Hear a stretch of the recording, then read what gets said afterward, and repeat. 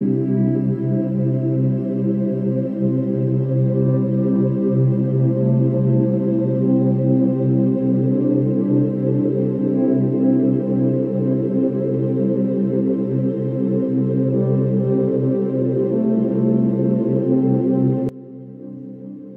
قلعہ، جسے پنہل گڑھ یا پنہلا بھی کہا جاتا ہے، پنہالہ میں واقع ہے، جو مہاراشٹر، ہندوستان میں کولہاپور سے 20 کلومیٹر شمال مغرب میں واقع ہے۔ یہ اسٹریٹجک طور پر سہیادری پہاڑی سلسلے میں ایک درے کو دیکھتے ہوئے واقع ہے، جو مہاراشٹر کے اندرونی علاقوں میں بیجاپور سے ساحلی علاقوں تک ایک بڑا تجارتی راستہ تھا۔ اپنے تصویراتی محل وقوع کی وجہ سے یہ دکن میں کئی جھڑپوں کا مرکز تھا، جس میں مرہٹوں، مغلوں اور برطانوی ایسٹ انڈیا کمپنی شامل تھی، جن میں سب سے زیادہ قابل ذکر پون کھنڈ کی جنگ تھی۔ یہاں کولہاپور کی ملکہ ریجنٹ تارا بائی رانی صاحبہ نے اپنے ابتدائی سال گزارے۔ قلعہ کے کئی حصے اور اندر کی تعمیرات ابھی تک برقرار ہیں۔ اسے سانپوں کا قلعہ بھی کہا جاتا ہے، کیونکہ یہ شکل میں زگ زیگ ہے۔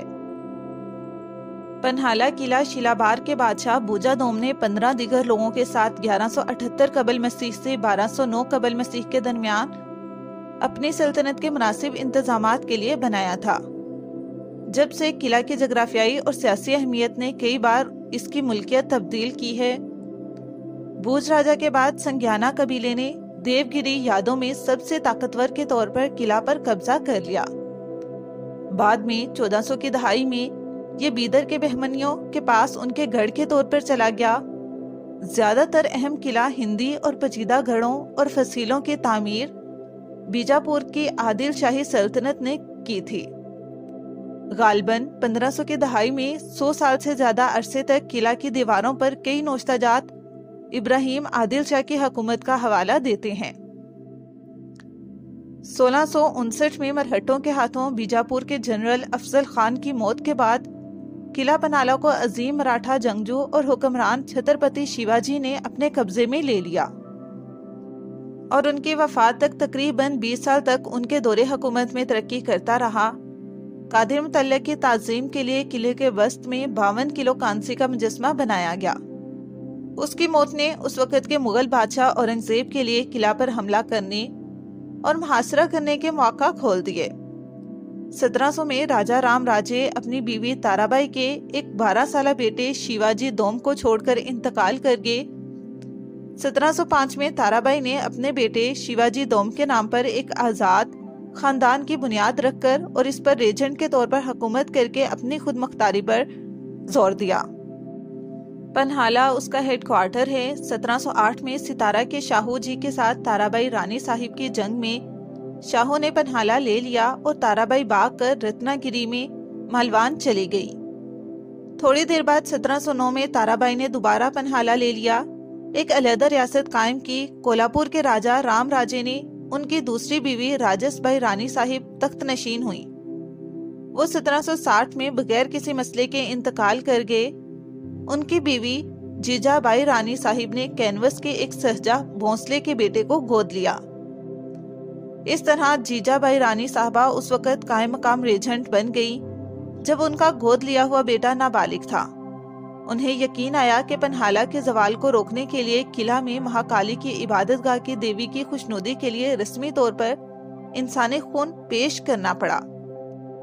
کالی وہ وقتاً فوقتاً رات کے وقت اپنے سپاہیوں کو آس پاس کے دیہاتوں کو متاثرین کی تلاش کے لیے بھیجتی۔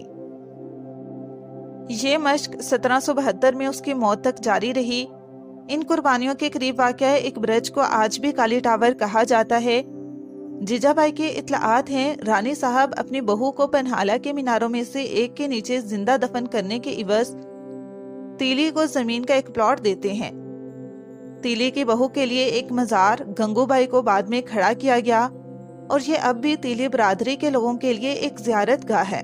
اسی میں کولہاپور حکومت کی سیٹ پنہالہ سے کولہاپور منتقل کر دی گئی۔ 1827 میں شاجی اول کے تحت پنہالہ اور اس کے پڑوسی قلعہ پاون گڑھ کو برطانوی راج کے حوالے کر دیا گیا۔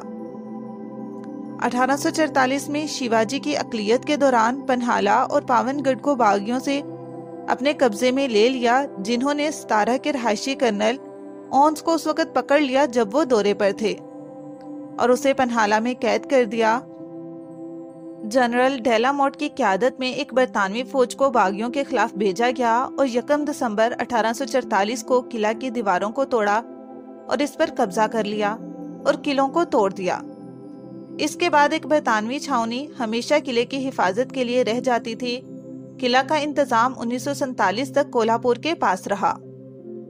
یہ دکن کے سب سے بڑے قلعوں میں سے ایک ہے، جس کا دائرہ 14 کلومیٹر ہے اور 110 چوکیاں ہیں۔ یہ سطح سمندر سے 845 میٹر بلند ہے۔ یہ قلعہ سیاہ دریس پر بنایا گیا ہے، جو اپنے ارد گرد کے میدان سے 400 میٹر سے زیادہ بلند ہے۔ قلعے کے نیچے سے متعدد سرنگیں پھیلی ہوئی ہیں، جن میں سے ایک تقریباً 1 کلومیٹر لمبی ہے۔ زیادہ تر فن تعمیر بیجاپوری طرز کا ہے، جس میں بہمنی سلطنت کے مور کی شکل کئی ڈھانچوں پر نمایاں طور پر دکھائی دیتی ہے۔ کچھ پرانے گڑھوں میں بھوجا کا کمل کا نقش بھی شامل ہے۔ قلعہ میں کئی یادگاریں ہیں جنہیں آرکیولوجیکل سروے آف انڈیا نے قابل ذکر سمجھا ہے۔ آندربہ وادی یہ ان اہم خصوصیات میں سے ایک ہے جسے دکن کے سب سے بڑے قلعے کے ذہین پیچیدگیوں کو سمجھنے کے لیے دیکھنے کی ضرورت ہے۔ جب عادل شاہ نے وسیع قلعہ بندیوں کو شامل کرنے کا حکم دیا تو اس نے یقینی بنایا کہ کسی ہنگامی صورتحال کی صورت میں اصل قلعے کے اندر ایک قلعہ موجود ہو۔ اندر باوڑی یا پوشیدہ کنواں ایک 3 مرحلہ ڈھانچہ ہے، جس نے قلعہ کے پانی کے مرکزی ذریعہ کو محاصرہ کرنے والے دشمنوں سے پوشیدہ رکھا اور اسے زہر سے محفوظ رکھا۔ ساتھ ہی رہائشی کوارٹرز، سپاہیوں کی پوسٹنگ ریسیسز اور قلعہ سے باہر نکلنے کے راستے اس نے قلعہ کے مرکز میں دوسرے درجے کی فائر وال کے طور پر کام کیا۔ عنبر خانہ پنہالہ کے تمام سیاحتی پیکیجز آپ کو بڑی تعداد میں کھنڈیوں کو ذخیرہ کرنے کے لیے قلعہ کے مرکز میں واقع ان بڑھتے ہوئے اناج خانوں کا دورہ کرنے کے لیے لے جائیں گے۔ تینوں عمارتوں کو بیجاپوری طرز پر تعمیر کیا گیا تھا، جن میں ہر طرف سیڑھیاں تھیں، بے شمار خلیجیں اور اوپر سوراخ تھے۔ گنگا، جمنا اور سرسوتی کوٹھیوں میں سب سے زیادہ 25,000 کھنڈیاں رکھی جا سکتی تھیں، اور پون کھنڈ کی مشہور جنگ سب سے پہلے صدی جوہر کے 5 ماہ کے طویل محاصرے کے مقابلہ کرنے میں شیواجی مہاراج کی مدد کی تھی۔ کلاونتیچا محل بنیادی طور پر درباریوں کے لیے چھت کا کمرہ تھا، جو اب انگریزوں کے خاتمے اور وقت کے اثر کی وجہ سے کھنڈر ہو چکا ہے۔ تاہم باقی دیواروں اور چھتوں پر آرائشی تحریریں اب بھی سیاحوں کے لیے ایک جھلک دیکھنے کے لیے کھڑی ہیں۔ اس محل کو بہمنی درباری خواتین کی رہائشگاہ کے طور پر استعمال کرتے تھے۔ سجا کوٹھی یہ ایک منزل ڈھانچہ ہے جو نیچے کی گہری وادی کو دیکھتا ہے، اور اسے سمباجی کے لیے ان کے والد شیواجی کے حکم سے قید خانے کے طور پر استعمال کیا جاتا تھا۔ اس عظیم تاریخی اہمیت کی وجہ سے اس عمارت کو دیکھنا ضروری ہے۔ عظیم دروازے قلعہ پنالہ میں مہمانوں اور دشمنوں کو یکساں شان سے استقبال کرنے کے لیے 3 شاندار دروازے تھے۔ کیشور دروازہ ایک مرکزی دروازہ تھا جس میں فارسی تحریریں اور نقش و نگار تھے، جن میں مراٹھیوں کے پسندیدہ دیوتا بھگوان گنیش میں سے ایک تھا۔ دوسرا 4 دروازہ انگریزوں کے محاصرے کے درمیان منہدم کر دیا گیا تھا، اور آخری واگ دروازہ اس سے آگے ایک چھوٹا سا صحن والا وہم ہوا کرتا تھا، جہاں گھسنے والے پھنس جائیں گے اور شکست کھا جائیں گے۔ راجنڈی گڑھ عظیم قلعہ سے باہر نکلنے والے خفیہ راستوں میں سے ایک، اسے شیواجی نے پون کھنڈی کی لڑائی کے دوران فرار ہونے کے لیے استعمال کیا تھا۔ یہ پنالہ قلعہ کے ان ڈھانچوں میں سے ایک ہے جو آج بھی سیاحوں کے دیکھنے کے لیے برقرار ہیں۔ دھرم کوٹھی یہ 3 اناج خانوں کے آگے ایک اضافی غلہ تھا جس نے عنبر خانہ تشکیل دیا۔ یہ 55 بائی 48 بائی 35 فٹ اونچی پتھر کی عمارت تھی۔ اس میں ایک داخلی راستہ اور ایک سیڑھی ہے جو چھت کی طرف جاتی ہے۔ یہاں سے ضرورت مندوں میں غلہ تقسیم کیا گیا۔ تارا بائی کا محل، جو کہ قلعہ کی سب سے مشہور رہائش تھی، اب بھی برقرار ہے۔ اب یہ ایک اسکول، کئی سرکاری دفاتر اور لڑکوں کے ہاسٹل کے لیے استعمال ہوتا ہے۔ یہاں کھانے پینے کے لیے 2 عمارتیں ہیں۔ قلعہ کا باقی حصہ ٹوٹ پھوٹ کا شکار ہے۔ حالانکہ قلعے کے اندر کی تعمیرات اکثر سیاحوں کی طرف سے پنالہ شہر کا دورہ کرنے کے لیے آتی ہیں، اہم پہاڑی اسٹیشن اسے حکومت کی طرف سے ایک محفوظ یادگار قرار دیا گیا ہے۔ پدماوت فلم کی شوٹنگ کے لیے پنالہ قلعے کے پیچھے مسائی پتھر کو متبادل جگہ کے طور پر چنا گیا تھا۔ خوشگوار موسم کے بدولت قلعہ پنالہ کا دورہ کرنا سال بھر میں خوشی کا باعث ہوتا ہے۔ یہ دن کے وقت سب کے لیے کھلا رہتا ہے، لیکن سورج غروب ہونے کے بعد یہ ویران اور بند رہتا ہے۔ قلعہ ہفتے کے تمام دنوں میں کھلا رہتا ہے۔ زائرین کو دن کے وقت قلعہ دیکھنے کی ترغیب دی جاتی ہے، اس سے اس بات کو یقینی بنایا جائے گا کہ وہ جگہ کی صحیح شکل حاصل کر سکیں اور حفاظت کے ساتھ اس جگہ پر گھوم پھر سکیں۔ اگر آپ ہفتے کے آخر میں تعطیلات پر ہیں تو یہ سیاحت کے بہترین مقامات میں سے ایک ہے۔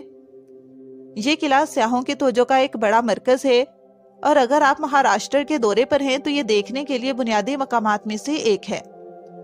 تو ناظرین، یہ تھی پنہالہ قلعہ کی مکمل تاریخی اور جغرافیائی معلومات۔ امید کرتی ہوں کہ باقی ویڈیوز کی طرح یہ ویڈیو بھی آپ کے لیے بہت زیادہ معلوماتی رہی ہوگی۔ تو اگر آپ کو ویڈیو پسند آئی ہے، اس ویڈیو کو لائک کر دیں، اور مزید ایسی ہی معلوماتی ویڈیوز کو دیکھنے کے لیے ہمارے چینل سب کانٹیننٹ کو سبسکرائب کر دیں۔ شکریہ۔